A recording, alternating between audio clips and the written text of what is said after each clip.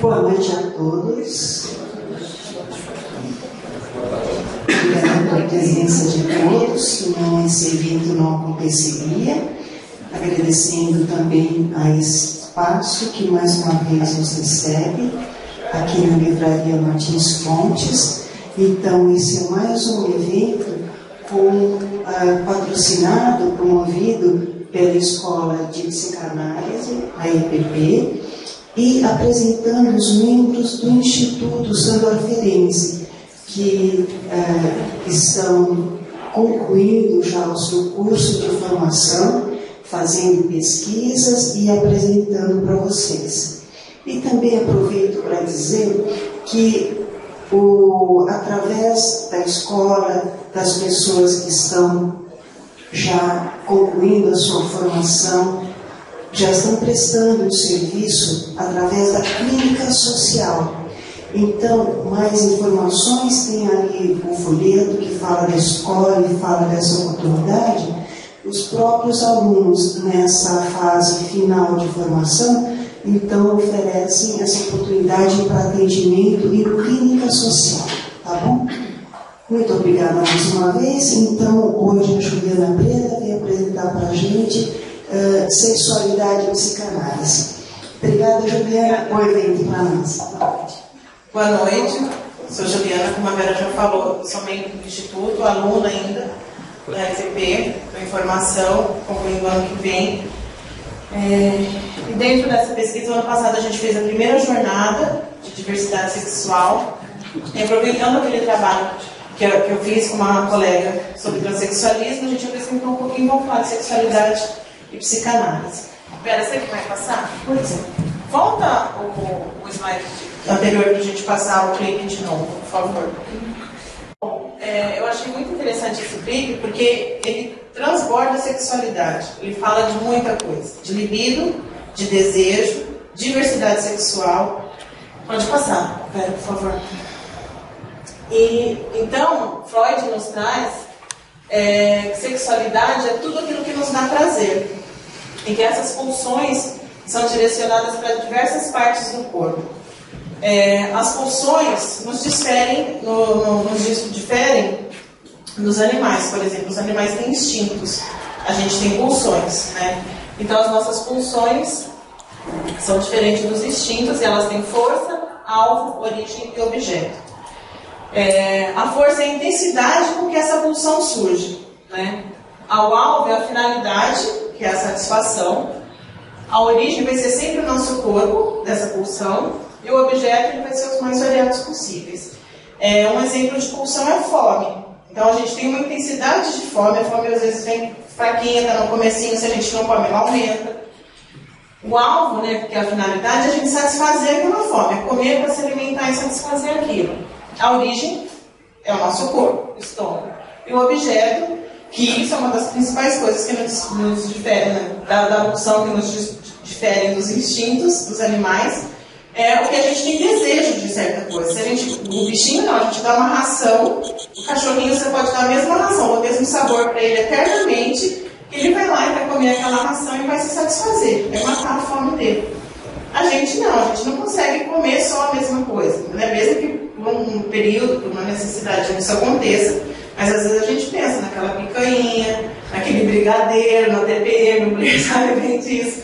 Então a gente tem o desejo, né? Que essa é a diferença. Então, pode passar, por favor. Essas pulsões são as nossas energias. E para sexualidade, Freud chama a libido dessa energia sexual, dessa energia psíquica. Ela está ligada à sexualidade. Então, que ela vai buscar o prazer para satisfazer aquela pulsão. Pode passar. E nos 3 ensaios sobre a sexualidade, o Freud faz o desenvolvimento libidinal. E que ele vai falar de cada uma dessas fases para cada uma dessas libidos, né? Na fase oral, na fase anal, na fase fálica. a de latência e a fase genital. Então, essas 5 fases, elas são gradativas, elas vão acontecer da primeira para a quinta, né, conforme a idade. Elas são simultâneas, elas podem acontecer, às vezes, na entradinha, saídas de uma e entrada da outra. Pode haver regressão. Você está numa fase de fálica e uma regressão para a fase anal. E, em algum momento, devido a alguma circunstância que a gente vai ver mais para frente, uma fixação.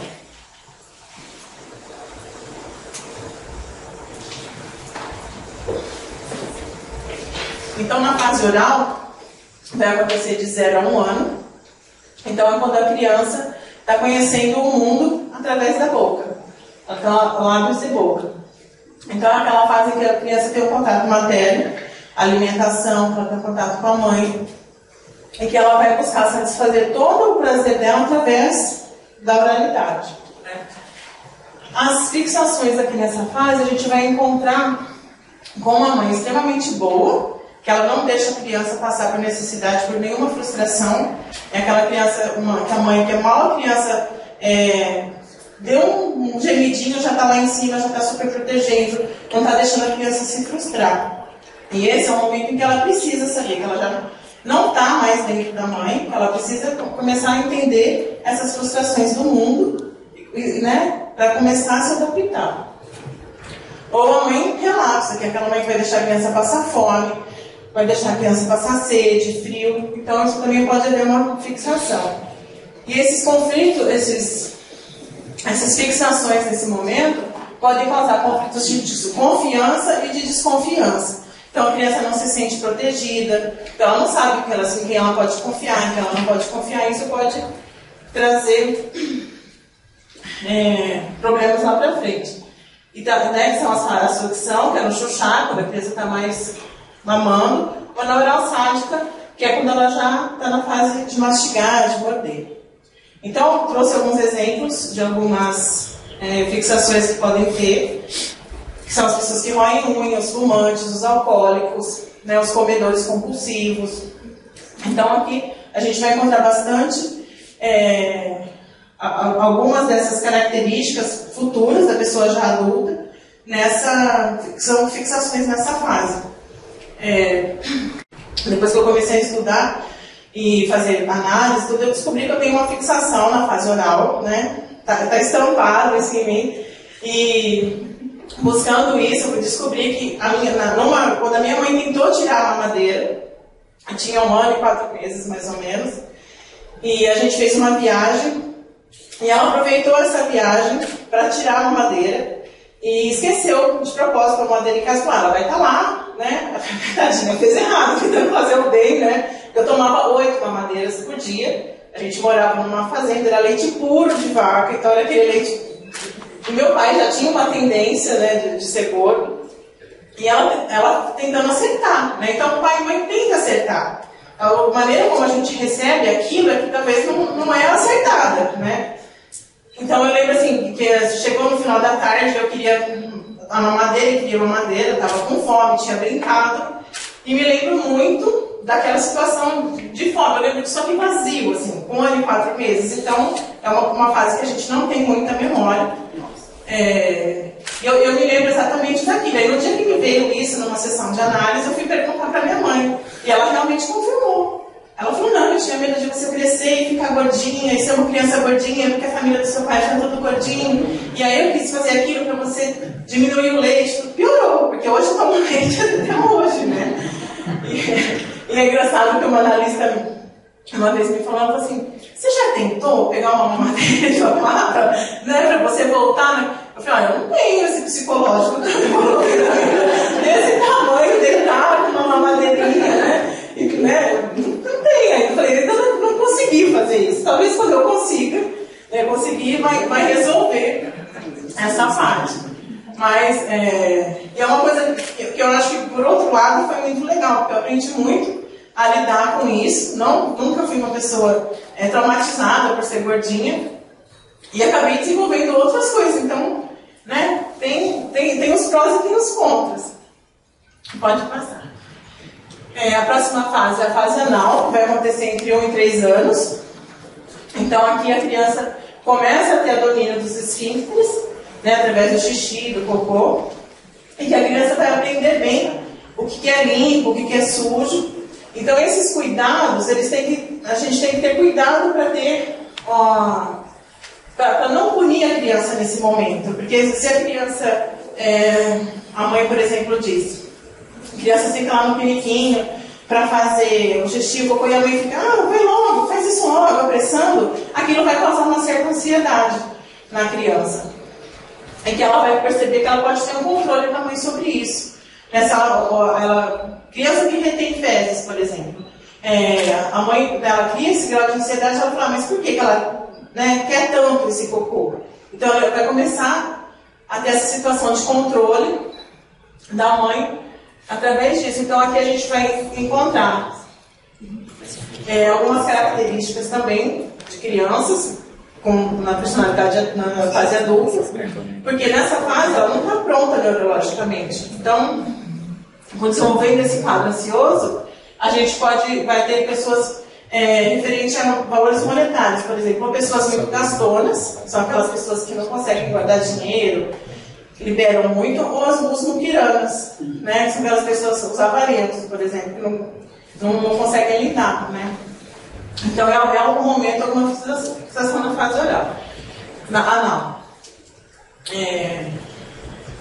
Então, nessa fase, a criança se sente muito onipotente, porque ela começa a perceber esse controle da mãe, né? Que quando ela percebe que a mãe brava segura o cocô, as broncas e tal. E aqui também vão surgir as manias, as fixações que vão surgir as manias, através dos distúrbios obsessivos compulsivos e algumas parafilias sexuais que a gente fala um pouquinho mais pra frente. Pode passar. Fabiana, né? Juliana, desculpa. A fase anal é interessante porque a produção que a criança... isso, né? A produção dela. E assim, eu tenho 3 filhos, eu sempre falava, olha que lindo esse cocô! Yes, que lindo, sabe? Aquela coisa de você... Incentivo, porque é a produção deles, né? Nesse momento.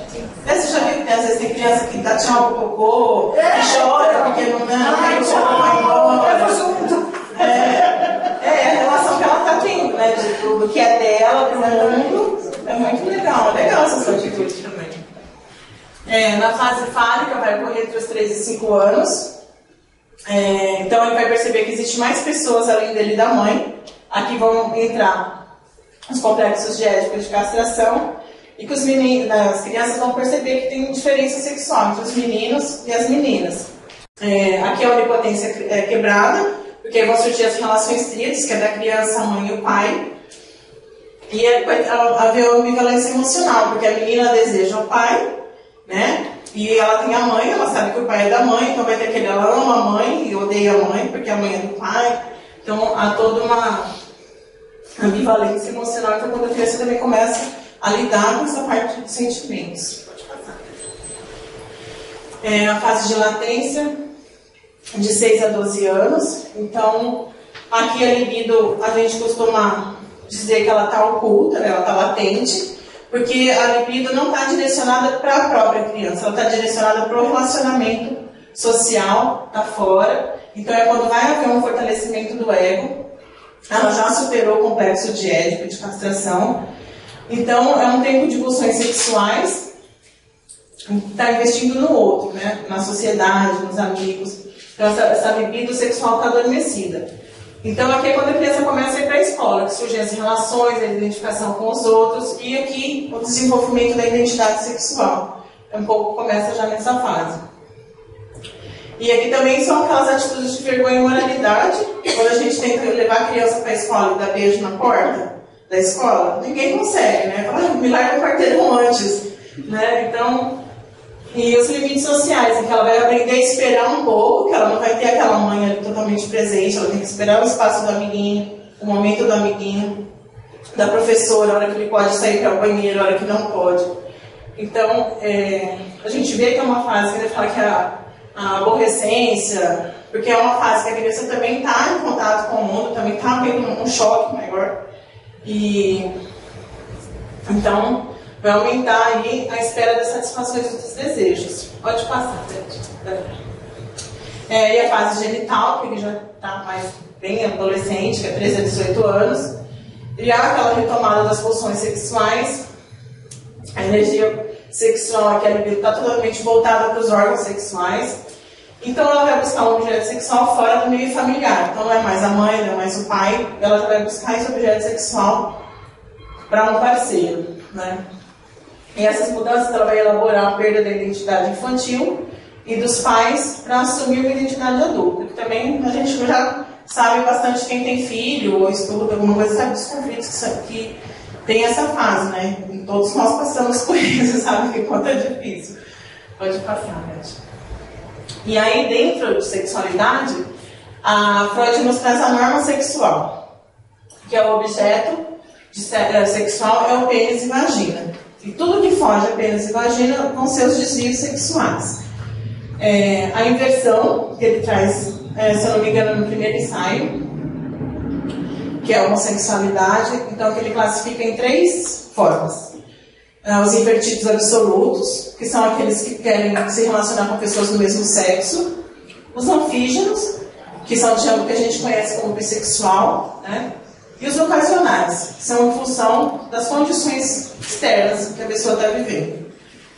Acredito eu que se a pessoa estiver, né, na ilha deserta, sei lá, alguma ocasião assim, não tem tudo feito mesmo, deve ser alguma coisa mais direcionada para isso. E a perversão, que ela se dá pela recusa inconsciente à castração.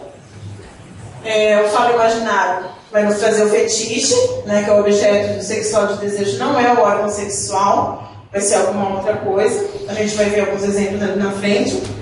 E pode ocorrer também a clivagem do ego, que é aquela divisão, que ele tem um ego social e um ego perverso. O pedófilo, por exemplo, ele tem uma vida normal, às vezes ele é casado, ou é padre, ou é isso, ou é aquilo, ele tem uma vida apresentável para a sociedade, mas a outra clivagem dele é o ego perverso, então, que é onde ele vai buscar a criança. Pode passar, Vera. Então, dentro do que a gente já tinha falado um pouquinho lá atrás, as parafilias, que elas são os padrões de comportamentos sexuais, onde a fonte de prazer não se encontra no ato sexual, mas em alguma outra atividade. Ou os padrões de comportamentos sexuais em que o desvio não se dá no ato, mas no objeto de desejo sexual. Passa aqui no próximo, tem os exemplos. Eu trouxe pouquinhos exemplos porque eu quero focar mais diversidade sexual com vocês um pouquinho mais para frente. Então, só para a gente entender o que são as parafilias, né? Então, por exemplo, as zoofilias são as pessoas que gostam de fazer sexo com os animais. A necrofilia com cadáveres, o exibicionismo, que são mostrar os órgãos, o froteurismo, que hoje em dia a gente tem ouvido muito falar, que são as pessoas que acabam em ônibus ou metrô se esfregando e até tendo ereção e ejaculando e tal. A cropofagia, que é a ingestão de fezes. A pogonofilia eu trouxe porque eu adoro barba, meu namorado tem barba, então eu achei um ótimo exemplo, eu nem sabia que tinha esse nome, e aí pesquisando eu fui descobrir que era pogonofilia. O BBW, que são a atração pelas mulheres obesas. E isso aqui, a hora que eu comecei a pesquisar sobre o BBW, no exterior tem umas mulheres que são gigantes de obesas e elas pousam nuas, tem site dessas mulheres que pousam nuas e tem visitantes desses sites, mas assim, elas são muito gordas, assim, que você nem consegue ver os órgãos dela quando elas estão sentadinhas e tal. Mas tem um público, os sites são mega visitados, então eu não tinha conhecimento disso, também pesquisando, foi uma coisa que eu achei muito interessante. A orofilia, que é a incitação a urinar, que aqui, acho que quando o pessoal chama de chuva de prata ou chuva dourada, eu não sei exatamente. Acho que tem os dois nomes também, né? A chuva de prata é cuspe e suor, e a dourada é urina. Ah, de prata é o quê? É cuspe e suor. Ah, tá. Porque eu já tinha ouvido falar os dois nomes para urina. Então a dourada é a urina. Tá, obrigada.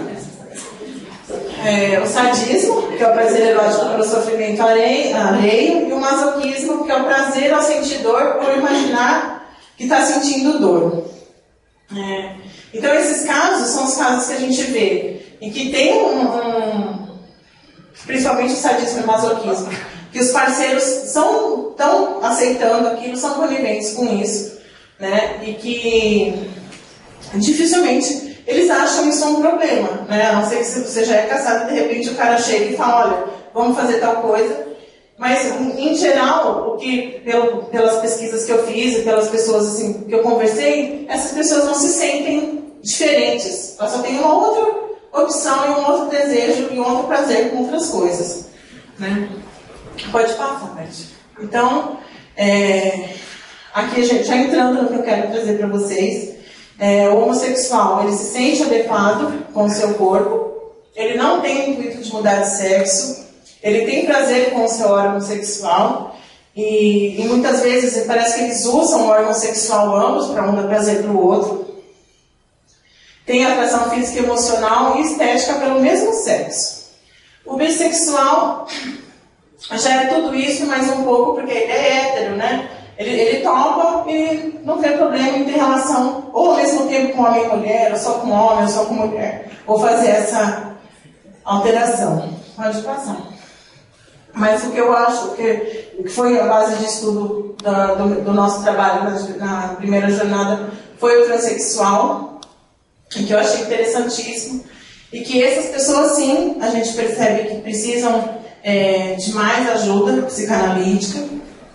Então, eles sofrem, são identificados com transtornos de identidade de gênero, eles não aceitam o sexo que têm, eles não se sentem sendo do sexo que têm, não se vê, né? Ele se vê ou se sente como sendo do sexo oposto, e eles pensam em fazer modificações anatômicas para se adequar a esse sentimento. Então, a ciência trata isso como uma questão neurológica e não psicológica. Mas, na outra palestra que eu dei em Campinas, um colega lá, ele era formado em medicina, ele estava falando que até a medicina já tem mudado esse conceito de isso ser uma questão neurológica. Porque alguns estudos falavam que era uma alteração hormonal, né, na parte neurológica, e que ocasionava esse conflito dele nascer de um sexo e sentir de outro. Mas que até a medicina já está mudando isso. Pode passar, né? Então, para entender um pouquinho, sexo é o que a gente é diagnosticado no nascimento, né? Se o médico olha o teu sexo, teu órgão genital e fala, você é menino ou é menino. A orientação sexual é aquela opção que você faz, ou eu vou ser homossexual, ou eu vou ser bissexual, né? Qual é a minha opção?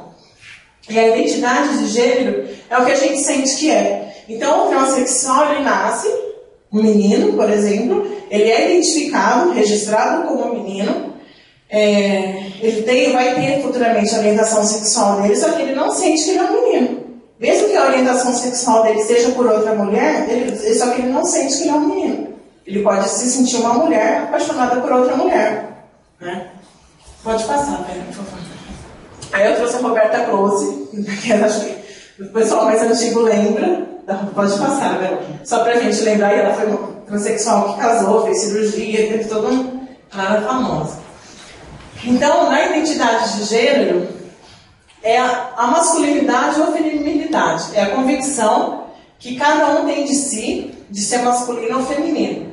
Ela se forma muito precocemente, desde o estágio intrauterino, juntamente com as causas genéticas e hormonais. Então, é por aí que os médicos falam que há esse conflito de hormônio na formação com a formação do órgão. Da atitude dos pais em aceitar ou não o sexo do bebê. Algumas coisas diziam que a forma como o bebê é manuseado, a forma como ele vai receber esse manuseio, né, essa interpretação, e que ele vai dessas atitudes paternas. Então, a formação do ego corporal do bebê, ele vai formar a ideia a respeito de si a partir dessas sensações que ele vai ter. Pode passar, galera. Então, o transexual, ele se identifica com o gênero oposto, né, ele tem uma insistência disso, ele se sente muito desconfortável com o próprio sexo, ele tem uma reivindicação nessa dimensão social, que ele quer ser aceito, ele precisa ter uma identidade, porque eles têm muito conflito, porque às vezes ele faz a cirurgia, ele tem toda uma mudança física, só que no documento ele é outra coisa, né? Então, como você chega para se apresentar num lugar com documento, de homem, né? Do Carlos, não sei das quantas, e você é uma mulher linda, loira, toda autona. Então, isso é uma coisa que eles precisam. Nessa parte eu vi muitos vídeos na internet e tinha uma reportagem de uma, eu não lembro exatamente quem que era a repórter, mas ela era dos Estados Unidos, e ela fez uma matéria com crianças transexuais, em que os pais já estavam lidando com elas e já aceitando essa transformação, já orientando elas nessa parte de transformação, de aceitação, de cirurgia, e da entrada da parte hormonal na adolescência. Isso eram duas crianças específicas, uma delas nasceu menino, e aos 2 anos e meio, 3 anos, ela começou a dizer que ela não era menino, né? Que ela era uma menina, que ela queria uma roupa de bailarina, que ela queria ir para a escola vestida de menina, e tudo isso, assim. E o pai e a mãe se chocam, né? E eles tentam fazer ela gostar de coisas de menino e tentam fazer ela brincar com coisas de meninos e brincar com o irmão. Ela tinha um irmãozinho mais velho. E eles viram que ela foi ficando triste, e que isso foi causando um conflito maior na vida dela. Então eles ficaram 2 anos, depois desses 2 anos e meio que ela tinha, quando ela começou a falar que não era menino, tentando fazer ela ser um menino. E aí ela começou a ficar extremamente assim, ela não brincava, ela não saía de casa, ela ficava escondidinha nas festas, tudo. Então eles foram buscar ajuda médica, e psiquiátrica, psicológica, psicanalítica, de tudo, para poder acompanhar tanto eles como pais para aceitar e tanto a menininha. E não tem como falar que ela não era uma menina, porque você vê ela fisicamente, tudo, é uma menininha, a vozinha dela, toda a reportagem que ela dá, que ela fala. Que aí a moça conta a história dela dos 2 até os 8 anos. E a mãe conta até que teve um momento em que ela deixa ela tomando banho na banheira. E a hora que ela volta, daí um tempinho, ela tá com um pipizinho na mão e um alicatinho de unha no outro, falando: mãe, eu não tô tentando cortar, isso aqui já passou do tempo de cair. Né? Então, ela se viu na necessidade de ajudar aquela filha que não tinha uma identidade masculina. Em outro caso, esse é até bem interessante, que era de gêmeos que nasceram, uma menina e um menino também não se identificava como menina. Ele queria ser igual à irmã gêmea dele, ser uma menina. E aí os médicos falavam para os pais que era problema hormonal, né? Elas contam toda a história, mas fizeram os exames e não tinha nada de errado, era só um sentimento dele também. Eles fizeram todo um acompanhamento, e esse menino já estava com 12 anos, ele já estava entrando com os hormônios e se preparando para uma cirurgia com 16 ou 17 anos. Então lá fora tem essa parte de acompanhamento, né? Pelo menos ali na entrevista da moça, desses pais que acolheram esses filhos e que estavam dando essa orientação e esse apoio para essa transformação. Passa, Vera, por favor.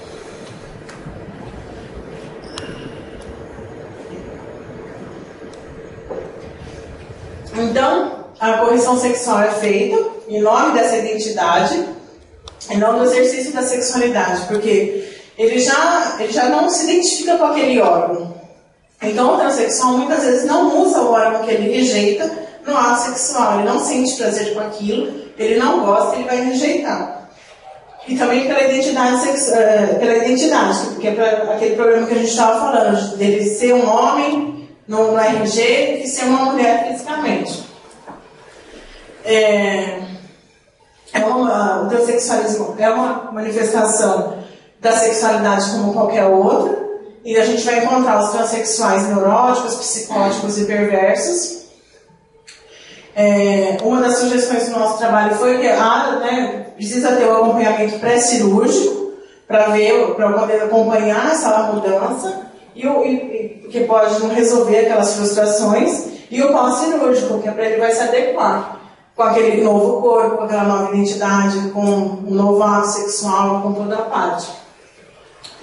E a adequação social, que vai vir com a mudança do nome e dos documentos. Deixa eu ver se tem mais algum problema. Não, então tá. Então, dentro do trabalho que a gente fez, o transexual foi uma das... Eu nunca tinha estudado muito a respeito, foi uma coisa que me apaixonou bastante, porque eu imagino que seja um sofrimento imenso. Você está dentro de um corpo o qual você não gosta, né? Você não... Que é diferente a gente querer mudar o cabelo, a gente querer emagrecer uns quilinhos, a gente... Né? Tem gente que põe plástica para aumentar o seio, são coisas fáceis da gente corrigir, vamos dizer assim. Mas que isso por uma cobrança social, talvez, né? A gente se sinta melhor, melhorar a autoestima, uma coisa ou outra. Mas você não se identificar sendo daquilo que você nasceu é um conflito enorme, né? Então, dentro dessas diversidades, essas 3 diversidades, o homossexualismo, o bissexual, eu acredito que o transexual é o que mais precisa de ajuda e amparo. Não que o homossexual também não sofre preconceito. Preconceito todo mundo sofre e tem, né? Porque a gente tem uma sociedade com padrões estabelecidos. Então, que eu achei muito interessante, eu quis trazer isso aqui na palestra. Era isso que eu queria passar para vocês. Obrigada.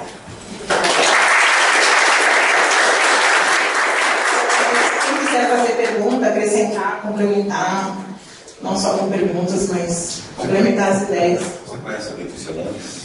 Letícia Landes? Ela Conhece? é uma psicanalista transexual.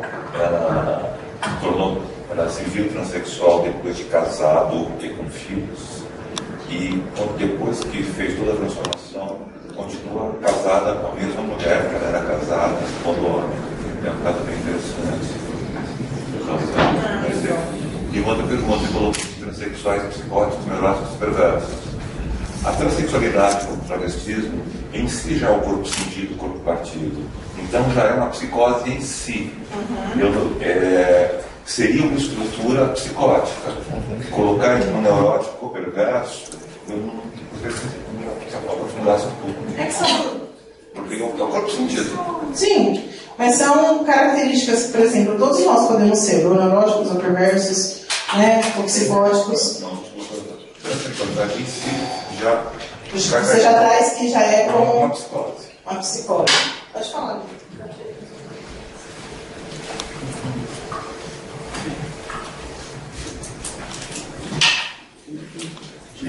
Tem uma questão sobre essa nomenclatura, neurose, psicose e perversão, que dentro do Estatuto da Escola Inglesa, né, lá em Winnicott e Bion, se dá nas relações do objeto. Né? Então, por exemplo, a gente define, ou definiria, a neurose quando existe o mecanismo da repressão. Né? Então, o transexual, ele tem a possibilidade da repressão. Né? O fato de ele ser um transexual não o tornaria psicótico do ponto de vista que ele não poderia fazer uma repressão. O seu aparelho psíquico poderia fazer repressão. Ao mesmo tempo, assim como todo mundo aqui nessa sala, ao mesmo tempo ele poderia ser perverso no sentido que ele poderia tratar o outro não como uma outra pessoa, mas como um objeto. Dentro do paradigma da escola inglesa, a perversão é dada quando você nega a autoridade do outro. Então, ele tem tanto a possibilidade de ter uma forma de relacionamento com as pessoas neurótica, psicótica e perversa. É nesse sentido que ele não é exclusivamente psicótico, exclusivo psicótico, e por isso precisa ser tratado como um psicótico. Que pode ocorrer, e por isso que se precisa fazer uma investigação preliminar, é que existe um delírio, pode existir um delírio de que eu estou no corpo errado. Né? Mas isso precisa ser separado. O delírio psicótico de que eu estou no corpo errado do transexual. São duas situações diferentes. E aí, só com a investigação analítica que você vai separar o que seria uma coisa e o que seria outra. Se você fizer, por exemplo, de homem para mulher, uma cirurgia, tendo como base um delírio psicótico, você está fazendo um crime. Porque quando esse órgão foi retirado, né, e foi feita a adequação, e ele sai desse delírio, acabou. Não tem volta. Né? Então, quando se coloca dentro do estatuto da escola inglesa essa questão de que o transexual é neurótico, psicótico e perverso, ele tem as mesmas potencialidades de qualquer outra pessoa. Ele não tem nenhuma estrutura psíquica diferente de um outro ser humano. Ou transexual. Precisa diferenciar isso, por exemplo, do delírio psicótico. É uma outra coisa. Né? É uma outra situação. Não sei se ajudou. Adorei. Valeu.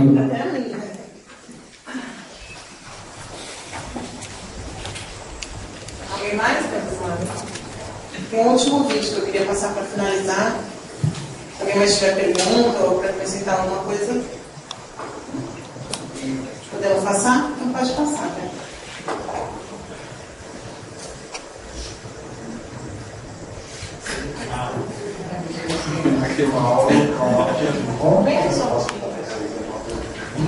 Pois é, Fran.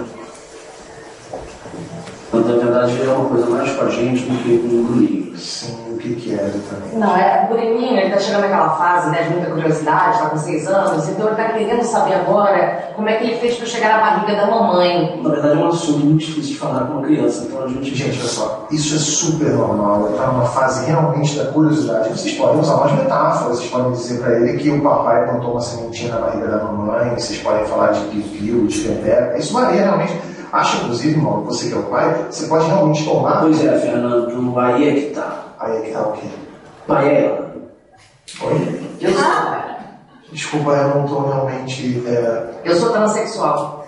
Então você é homem, é isso? Não, eu sou uma mulher que nasceu no corpo de um homem. Ah, entendi. Deixa eu só organizar aqui, não estamos muito acostumados com esse tipo de coisa. Porque entendendo que você nasceu homem, você trocou de sexo. Entendi. Então vocês são um casal gay. Não, porque na verdade eu sou mulher. Aí ficou pra mim realmente. Solange. Solange. Você se importa se eu anotar? Não, de jeito nenhum.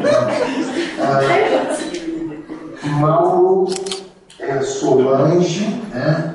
Cláudia é... Valdir, mas ela detesta. Detesto, não anota. Eu não sou Cláudia. Ou seja, Mauro é Solange, Cláudia é Val W. Aí vocês se conheceram antes de trocar de sexo, foi isso? Foi exatamente isso. E aí vocês engravidaram? Não, não engravidei porque eu sou lésbica. Aí mesmo quando eu estou conseguindo Tudo bem aqui comigo. Eu era gay, eu troquei de sexo, agora eu sou lésbica. Eu coloquei silicone durante 6 meses para poder alimentar a relação. Aí ela quis engravidar. Ela quis. Eu acho que os dois queriam, né? A gente já discutiu isso 1000 vezes. Você vai trocar de novo esse tipo de Vai trazer esse assunto aqui agora, né? É isso mesmo. Você para de frescura que a gente já conversou sobre isso. Eu vou lá fora beber uma água.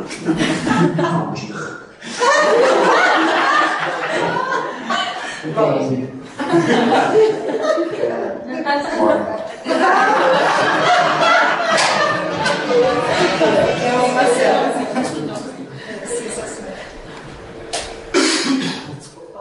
Não, ele tem mas é isso travou. Ele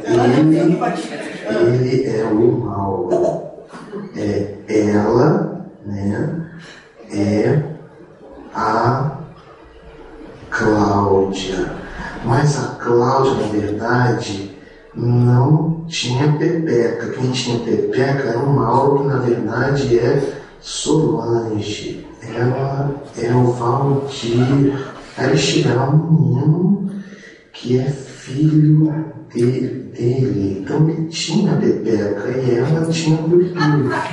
Nossa, gente, que complicado. E aí teve um Bruno, né? Que aliás tirou 6,2 em geografia.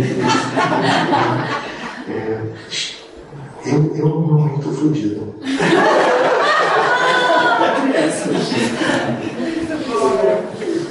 Eu gosto bastante desse vídeo. E numa outra turma dessa mesma palestra, tinha uns psicopedagogos e tal. Então eu acho que o conflito para todo mundo, né? Tanto quem lida com essas crianças, porque tinha uma das moças lá tinha uma criança que já tinha um traço mais homossexual, outra tinha um traço mais estava ainda sem saber se era menino ou menina. Então,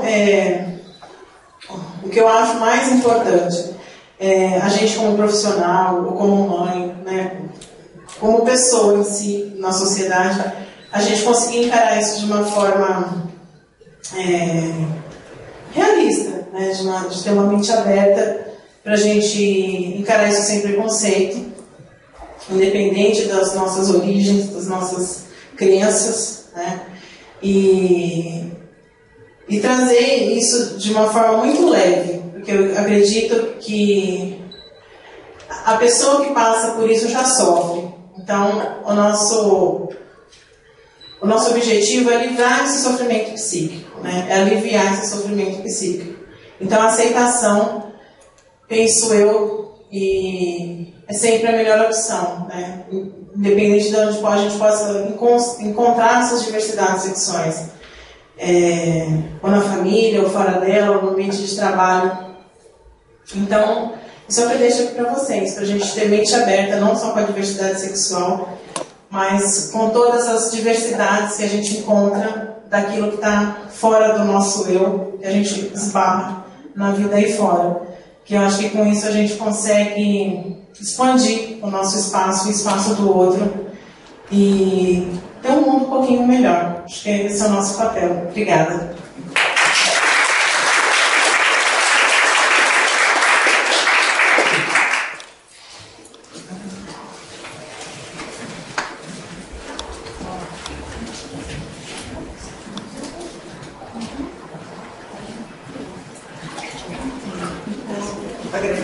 Agradecemos, né, a presença de todos. Acho que eu desliguei, né? Sim? Então, mais uma vez, obrigada pela presença de todos. Temos já data para a próxima, 18 de julho. 18h30. Mais cedo, então, mês que vem. Vai ser 18h30.